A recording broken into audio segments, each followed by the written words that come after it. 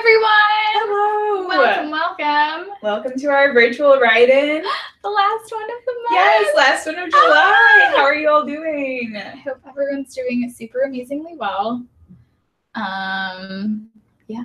So I'm Emily, intern Emily. And I'm Maddie, intern Maddie. Yay!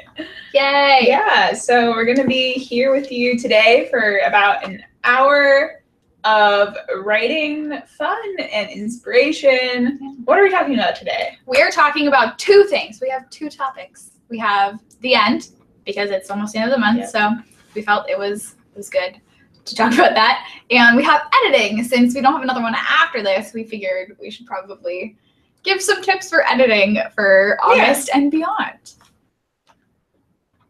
Sounds great to me. Yeah. Okay. Thank you so much to all of you who have joined us already. It's earlier than usual. And yeah, people are up around the world, as I've seen from the chat. Thanks for tuning in. Yeah. Whatever hour it is for you, that's pretty great. Yay. Okay, wait, how many people do I want to see? Let's see. 60. Yeah. Okay. You guys ready to write? Because I'm ready to write. I'm ready to write. I need to get warmed up for sure. Well, that's super awesome because we have a little warm-up sprint. Okay. What a coincidence. Thanks, man. Okay, so like usual, our warm-up sprint will be 5 minutes. It can be a general sprint, whatever you want to write, as long as it gets you writing. We do have a word for you, and the word, if you choose to accept it, is remnant. Remnant. And you can include it as an idea. You can include it, the word in general. You can include it, I don't know, the opposite of the word. You do whatever you want with it as long as you're writing. Let me get my alarm started up here. Oh, no, I was on the right page. Okay, 5 minutes. Word is remnant. Use it or don't. But we're going to start writing now. Go.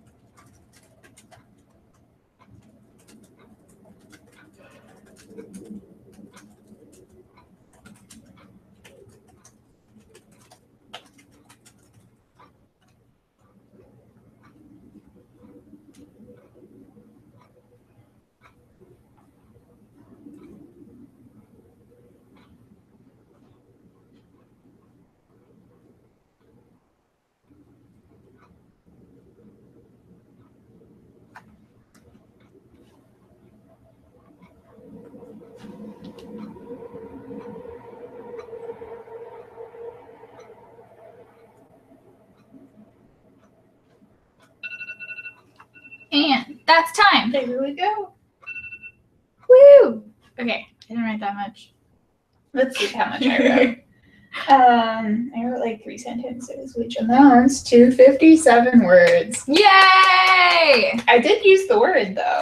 The word remnant. How'd you use it? Oh my god. Should I read my sentence? Yes.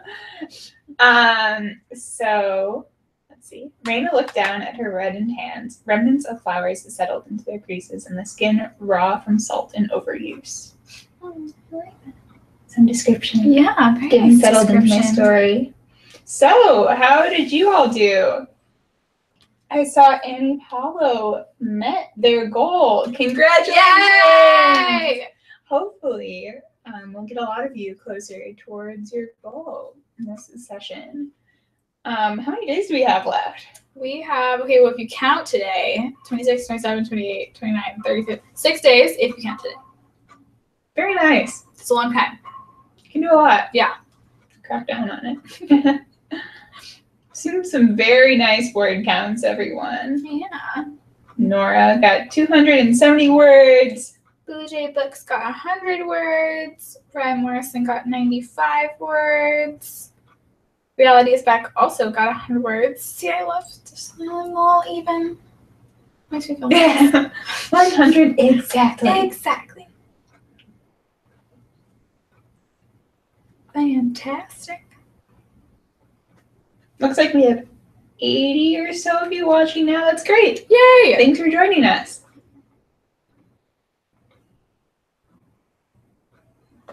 Okay, should we move on to Our discussion. Our discussion. We're going to talk about the end, Ending. as we said. One of my least favorite things. Why is it your least favorite thing, Maddie? Because I'm really bad at finishing stories. Okay. I just I have characters and I just want to write their whole lives. Mm. And then I'll move And on. they're after death, they're reincarnated. I don't think I've ever killed a main character. Well, okay, I have 2 and neither of them are dead. So, okay. But yeah, if that gives you any indication, I have 2 characters that I write. Wow. And I've been writing since I was 12. Oh. Yeah.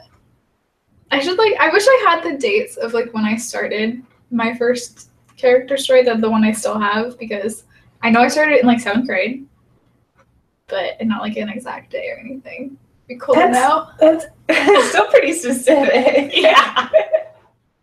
That is true. So I get what you mean about the ends.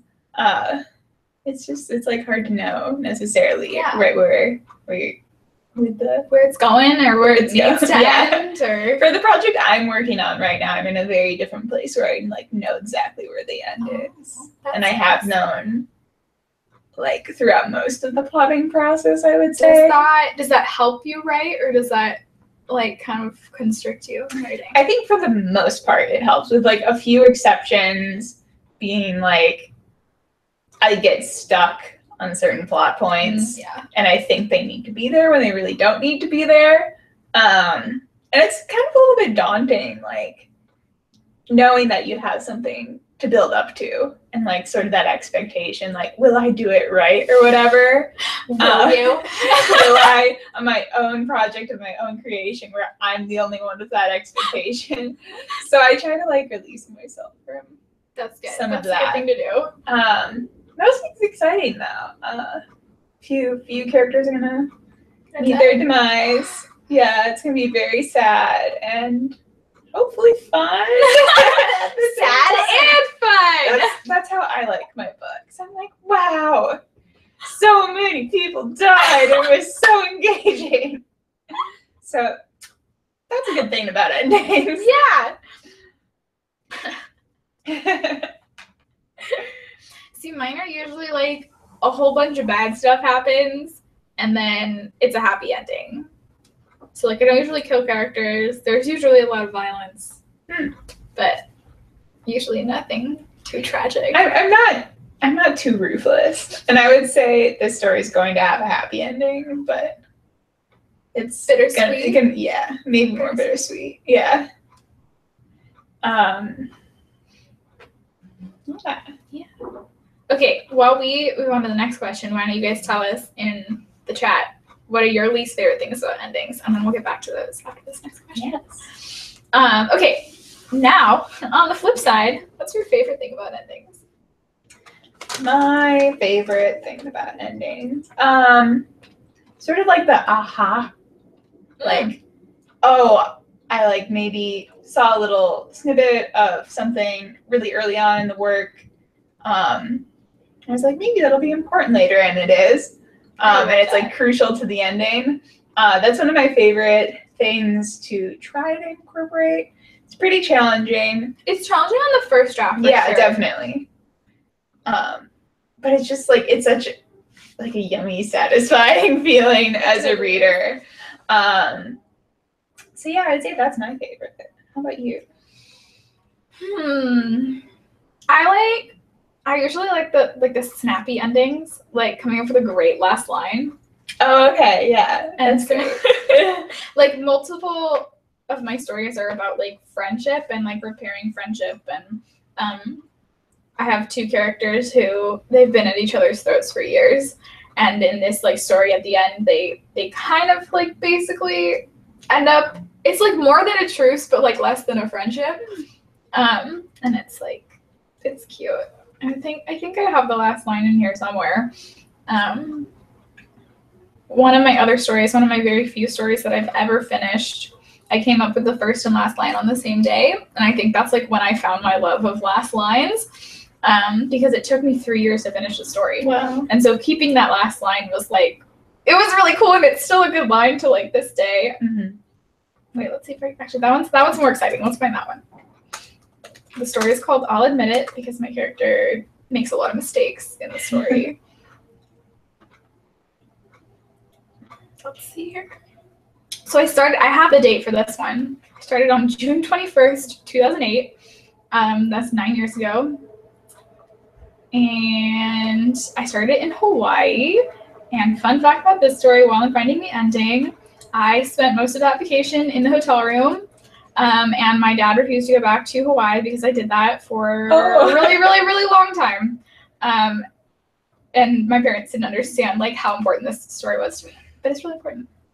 Okay, this is my last lines. But I will admit, they look pretty damn cute together. For a vampire who had nearly killed me and a kleptomaniac, I mean. Yeah. See, this is why we want to read the end of the story. But yeah, they're fun. I like my sassy characters. Checking out what you think. Yeah. Wolf and Boar says, I like bittersweet endings which provide some hope for the future. I think that's my ideal. That's such a nice way to word it, too. Yeah.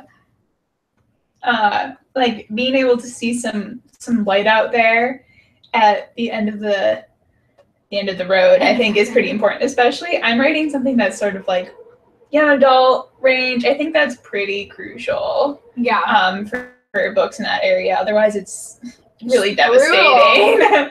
Cough Mockingjay. Oof. Mockingjay killed me inside. I have an epilogue though.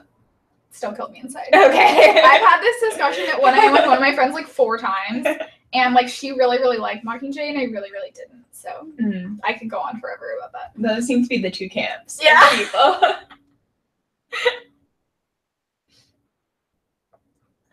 Okay.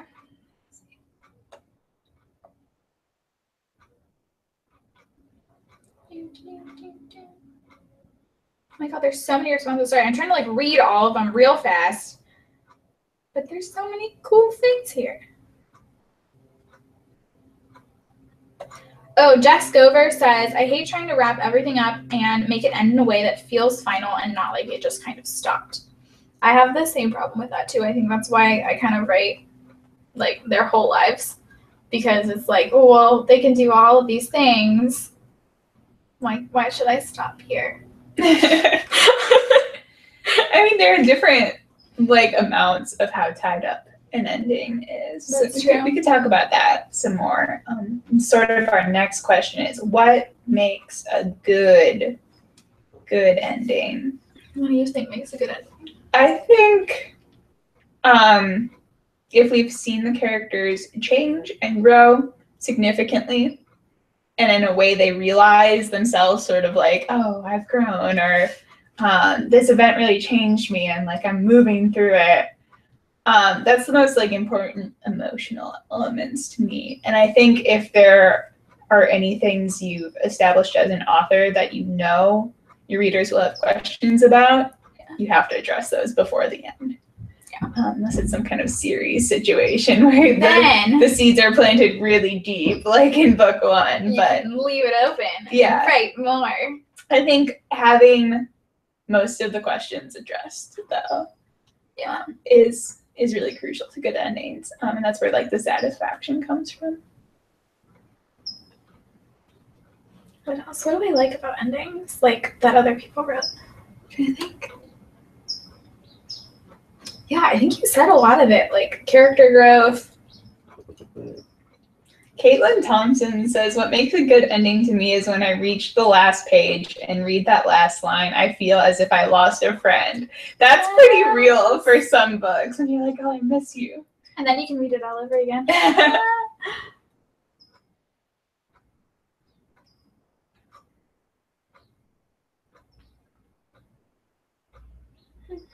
Ooh, endings with plot twists, Max O says. Yes.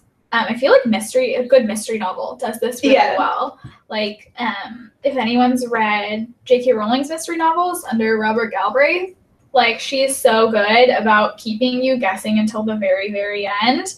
I pride myself on trying to figure out who it is, and for the second two, I've like been at the last pages, and then she tells me who it is, and That's it's like cool. I didn't expect them. Yeah, I'm usually like not the most plot twist like enthusiast. Like I don't know, I could give or take. It's obviously very fun. Yeah. When there's a good one, but sometimes they're set up in like difficult ways where you just like they're not believable. They're not believable. Yeah. Which is tricky as a writer to think about. You want to give your readers like a taste, like crumbs that they pretty much totally don't notice until it's revealed. Until it happens. And then when they read it again, they're like, I see all of these now. And then they love your book even more. So to summarize, I think what makes a good ending? I think it's most important, especially in early drafts, that you as the author are satisfied with the ending. You'll feel it. I think you'll feel it. Yeah. And if you're one of those people like Melly is and just wants to go on and on forever.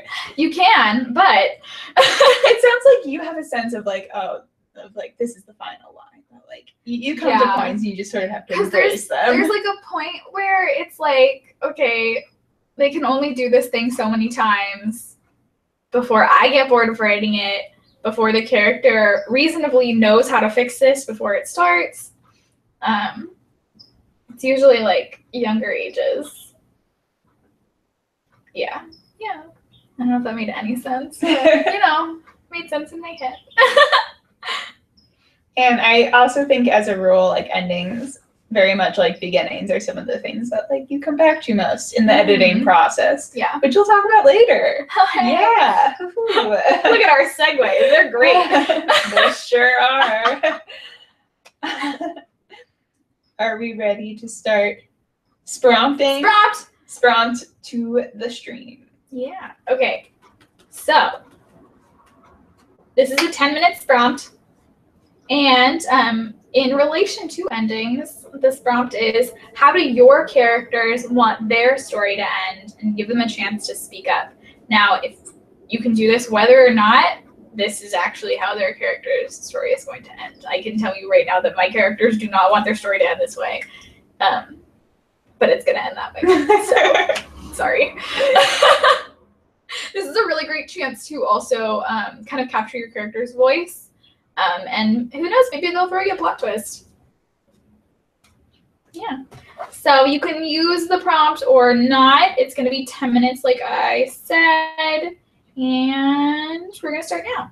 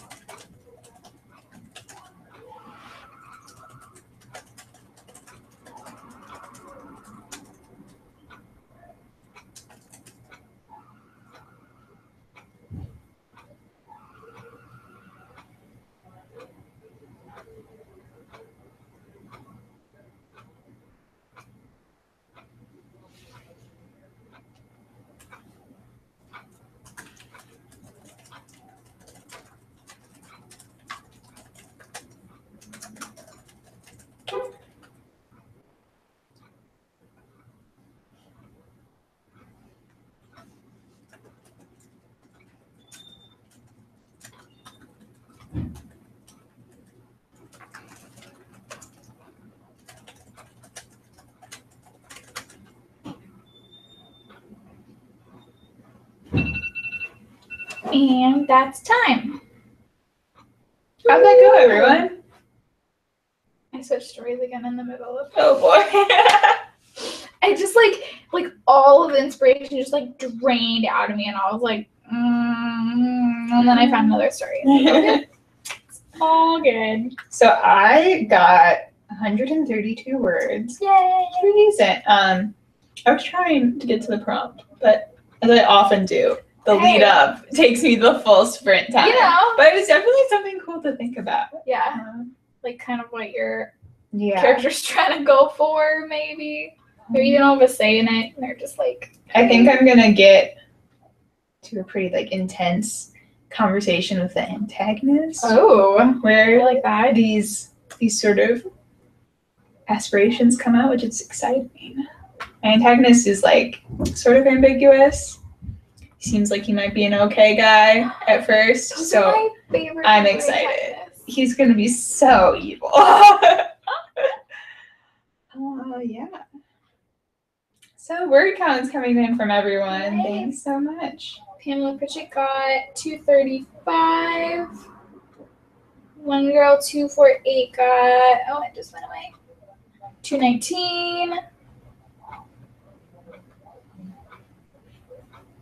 Wolfenvor got 448 and used the prompt too. Yay! Woo! Fantastic. Yeah, I switched from super dark mafia story to a Tangled fanfic. So That's quite the opposite. Woo! You know, sometimes you need those 180s. But I was like rereading it. And I was like, hey, this is pretty good. That's a good feeling. Yeah. Especially if you've been working on it during the NaNo month. Yeah. Well, this one, I don't really remember how long ago I wrote it. Less than a couple months. But it's been like long enough that I like forgot what I wrote. Right. I'm like, oh, I'm pretty good. I'm pretty good, you know. Anna Christopherson just reached 100K in my word goal. Congratulations. Oh my goodness, that's so amazing. excited to be helping you all get to these goals. So many of you are so close, which is really great. I, just to share my personal opposite sort of story, I'm not very close to my goal, and I've been trying to decide like how many thousands of words I want to attempt to put in or shave off. So still in progress. I would probably have like 20K more to do before the end of the month, which is just not super feasible for like how I write. But we'll see. Could be a fun 6 days for me. Just nonstop writing. Anything is possible. And remember also you can change your goal until the very end. So if you the very end. The very end. So you can all win camp.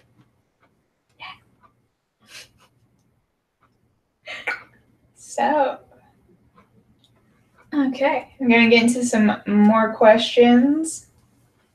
All Chat. right, second discussion. Ooh. Yeah. So now we're gonna talk about a little bit about our editing process and sort of how things go post finishing or post camp at least. Post project. My project certainly won't meet the end of the plot, even within like 50,000 words. Oh my god! I don't think. No, that's pretty solid. And I don't think I'm gonna get to 50K this month, so we'll see. Yeah. It's a lot. So I saved that for November. Yeah. So I don't get burned out. So how do you do a lot of editing as you go? You do, right? I do a lot of editing as I go. Usually my editing as I go, it'll be multiple rewrites of the same scene. And so like if I'm really not feeling a scene, I won't delete it, but I'll just restart it. If I really hate it, I'll delete it, but it's gotta be really bad for that. Mm-hmm. I'm gonna pull up a part of my document. Ooh, so the editing edits. Yeah. Yeah, the editing process for me. So much more organized. Is it organized? It looks organized. because it's got Here, highlights. I'll try to show y'all. Yeah. The highlighted parts are, ooh, you cannot see. There you go. There you go. If you like turn it down. Yeah, and then move it close. It's very colorful. You guys really can't see that. I'm sorry, but it's basically yellow and teal, and there are crossed out parts, and track changes are on. And basically, I was like, this scene is not happening here, but it is important. But you like it. You want to keep it. So the editing process for me is always full of like picking out little threads of things that I didn't like, or I didn't like where they ended up, basically, or I thought needed like, you know, like a transition scene or something. It's a lot just like more writing for me, which I always find super challenging. Yeah. So you're like, oh, I thought I was done. I did all this work. You're just like, it's a very similar feeling to just writing the scenes again. Especially when you leave it like I do with all these, you know, mystery notes. Basically, chapter 9 starts with a whole like 2 pages of highlights for me. So yeah, it'll be okay. I think I usually try to take things sort of in small bits when I'm editing. Because then eventually you'll be done. You'll have a pretty shiny draft too. You will. I hopefully. Hopefully. That's the goal. It's definitely something that I feel I could get a lot better at, and I am trying like very actively to sort of approach it in a similar way of like, oh, if I have a daily writing goal of a certain amount of words, like you can do a similar thing with your edits. You can, you know, spend a certain amount of time on it every day or get through like a couple of pages. Yeah. If you're doing poems, a couple of poems. As long as you like break it down, break it out, and then just kind of go step by step, it'll be done before you know it. And then you'll move on to draft 3. Of course. I think one of the most daunting parts of the writing process, or the post-writing process, sort of editing, etc., is when do you show it to someone? Oh my god. And I definitely do not show it to someone until after draft 2. Yeah. Which is hard because then you're spending so much time one-on-one, like you and the story. Yeah. No outside input. Yeah. Do you do something similar? So when I was younger, I would write with, this makes me sound like I'm so old. In middle school, I would write with one of my friends, and she also does Nano. And so we would send each other like pieces of it. So I would get like these little, maybe 400, 500 word chunks of her story, just like freshly written. And it was amazing and wonderful. So I used to do it like that. Now, since we're like, we both have full-time jobs and we're busy, I'll send her like lines that I really like. And then she has not sent me anything in a while. Rude. She doesn't watch, so it's fine. But I have a lot of her stuff saved. So I have like a lot of her like draft 1 saved. But no, I think one of the nice things about writing one-on-one is that you don't have that pressure of like being like, oh my god, they're gonna see this and they're gonna read this, what are they gonna think about it? Whereas a lot of my stuff now has not been sent to anybody else, and I purely write for myself, and a lot of it will never see the light of day. And that's what makes it so fun, I think. It's like, I can do anything in this. No one's gonna see it, no one's gonna care, but I care. So that's a good feeling to have. Yeah.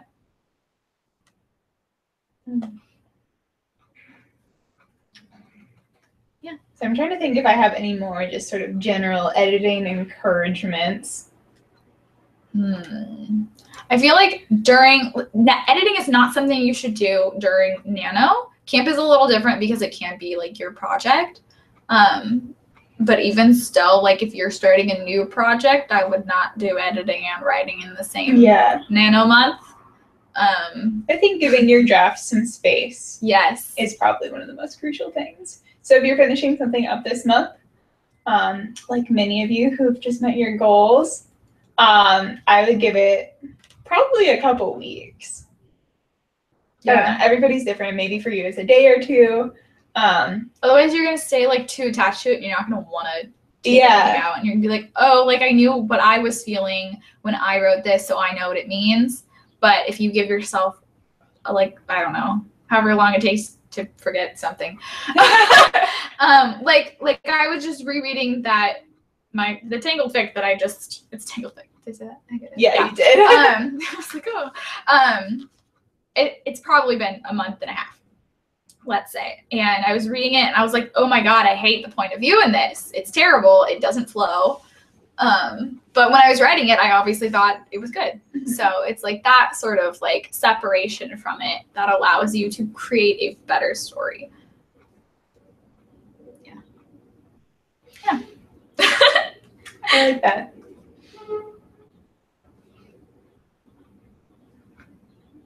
Okay, should we move on to our activity? Our fun activity. Sure. And okay, this is interactive.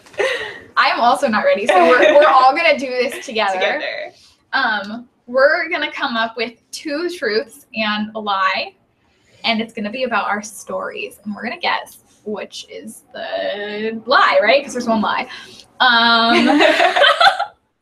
That's how this works. Yes. That's how this works. So 2 truths and a lie about our projects. We'll try to come up with these pretty quickly, right? Yeah. We can do this fast.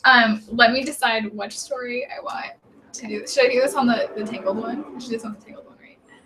Do I have too much background knowledge about Tangled or no? I can do it so you don't need background knowledge. Yeah.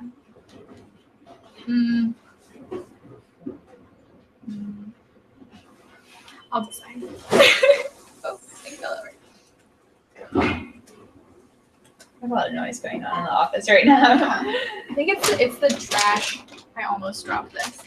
I'm not gonna have a repeat of last week.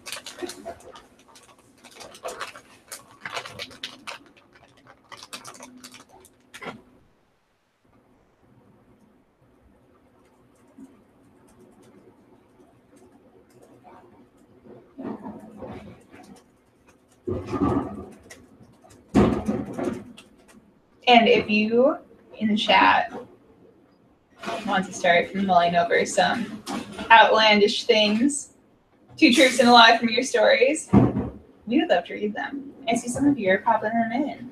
Thanks, MG.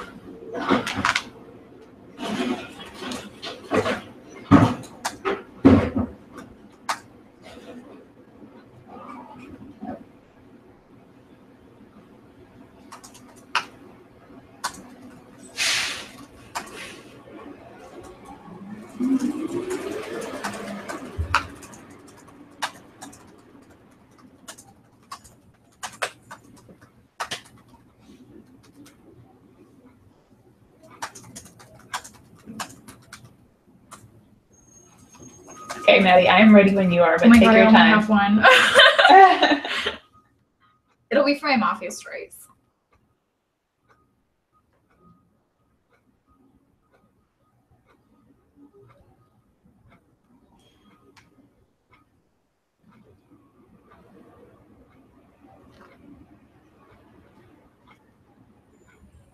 Ari Trahan says, Book 1's narrator dies in the story. Book 2's narrator dies in the story. And Book 3's narrator dies in the story. And one of them's alive. Oh!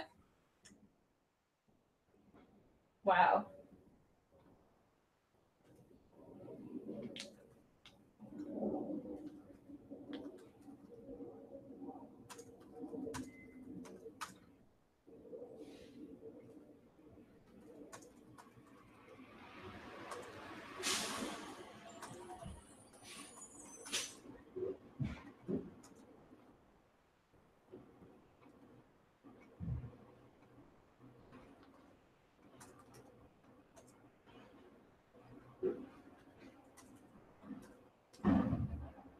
Okay, almost done. One left.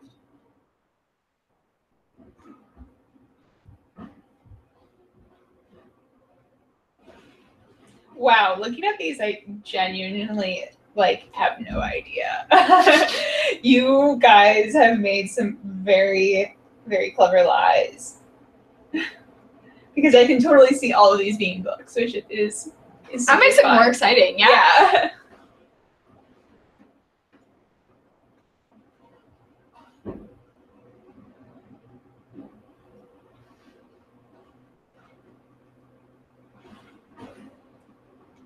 Are you almost ready? I'm almost ready.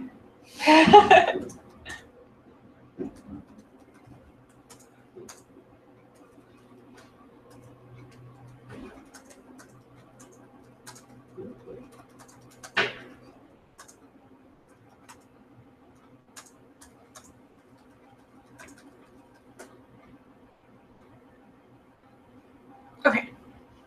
Do you want to share first? Yeah. Okay. Okay, so this is about my mafia stories, like I said.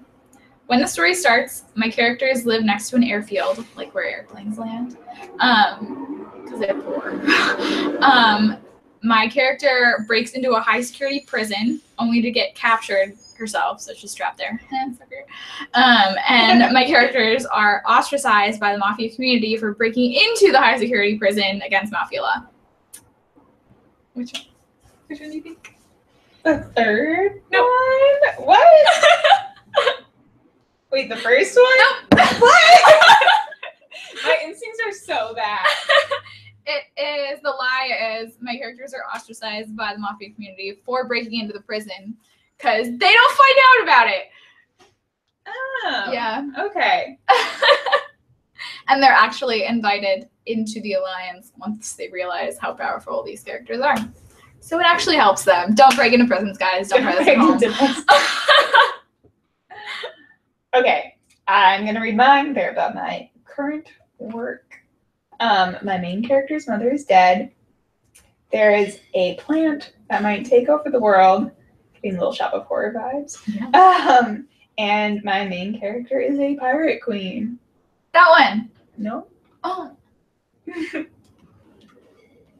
First one. Yeah. Yes. She's alive. It's kind of a secret at the beginning. Uh-huh. She has not appeared yet. She is also a pirate queen. Like mother, like daughter. That is the story I'm writing. I love it. Not the plant that might take over the world. Well, I knew you said that there was like a lot of plant-based things. There is. So I was like, maybe it is that one. Wow, you are very perceptive. I am writing about evil plants. All right, looks like we have about 10 minutes left of our final camp virtual write-in. I hope you enjoyed that. Yeah, I hope you've enjoyed this whole month. Little diversions that we've tried to include. I think they're super fun. They're so fun. I love these. And hopefully they get you sort of thinking about your story in a way that's a little different than when you're just, sitting down with your pen and paper or with your computer and like totally zoned in. This is a nice little departure from that. Yeah. Think up weird plot ideas or whatever you need to do to get that inspiration going. And with that in mind, I think we have prompt number 3. Prompt 3. This one could turn a little dark. So our prompt is, what is the worst case scenario for your characters? Imagine it and make your characters or your readers fear for the worst. So this is an opportunity for some foreshadowing, maybe some plot twists, sort of like the last one. Yeah. But, sort of raise the stakes. Kind of like the opposite of the last one. It's the opposite of the last Yeah. one. Yeah, that's how I wrote it. So that we will be doing for 10 minutes before we wrap up this virtual write-in. Okay, everyone? Okay. 10 minutes and go.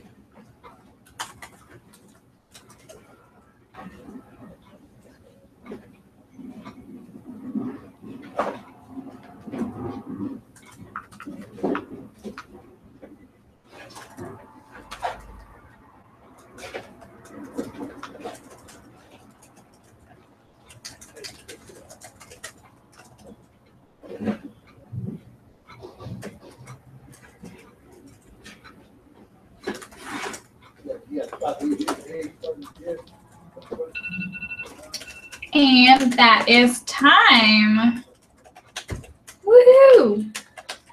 Finishing my sentence up there. How did that go, everyone? Our very last sprint. Oh my god. Of July. July. Wow. Okay, let's see how many words I got. I did okay that time. Thanks. Actually, I don't know. I don't remember where I started. I don't know where I started, but I feel like I got far, so. Yeah, we're at 150. That's pretty much the same as last time. Yeah.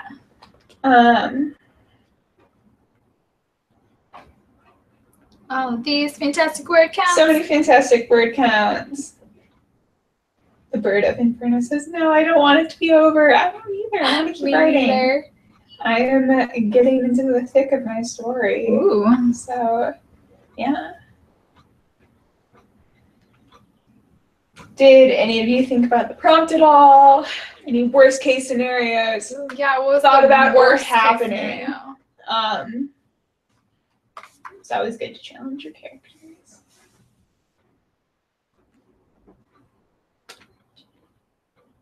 Ooh, this is a good tip from Ari Tran. I bold the text I'm currently writing to keep track of where I started. It's a good idea. It's a good idea. I have never managed to do that in all these live streams. Maybe I'll take you up on that tip.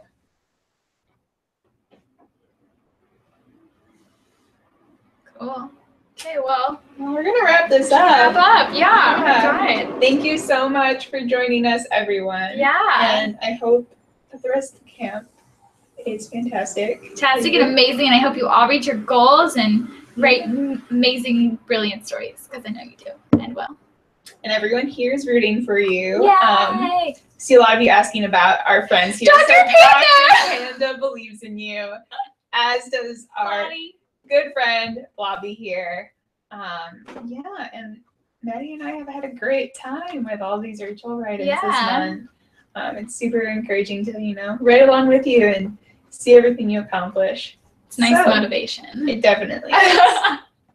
If you want to keep writing, you can check out the Sprints Twitter. It's at NaNoWriMo. There are a lot of sprint runners who do things throughout the day there. You can hop on. I think it's like 24/7, honestly. It's a lot. Yes. And yeah, you can always reach out to us on Twitter as well. We're at NaNoInterns. I will chat with you if you want to. If you meet your goals and you want someone to celebrate with, I am more than here for you. I'm so down for that. All right. Good luck with writing, everyone. Good luck, Have everyone. a great day. Woo! We'll see you in November.